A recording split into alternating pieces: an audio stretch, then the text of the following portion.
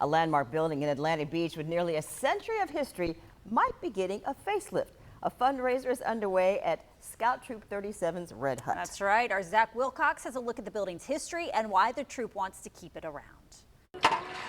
Well, the Red Hut in Atlantic Beach has seen its fair share of Pinewood Derby races. One Scoutmaster tells me thousands of Scouts have come through the troop over the years, and now they're hoping to renovate it as a way of thanking it for all the memories through the years.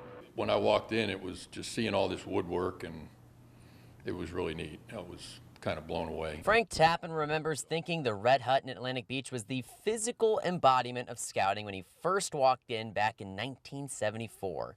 He had a rush of nostalgia when he returned in 2008 with his own son embarking on a scouting journey of his own.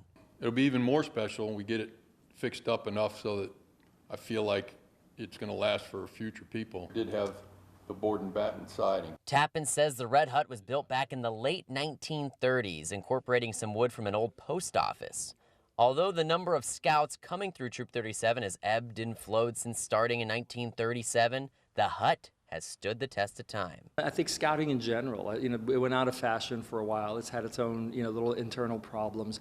But over time, and we're talking, since well over a century, it is an institution that's lasted. Dan Giovannucci says Troop 37 is seeing a bit of a resurgence right now, with dozens of families involved.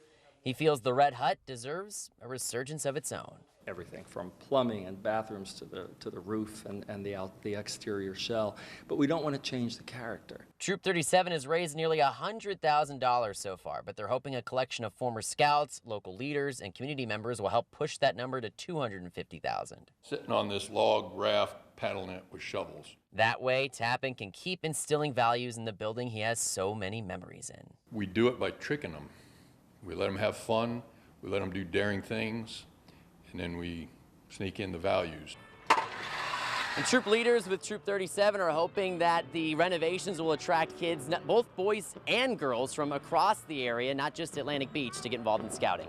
In Atlantic Beach, Zach Wilcox, First Coast News, on your side.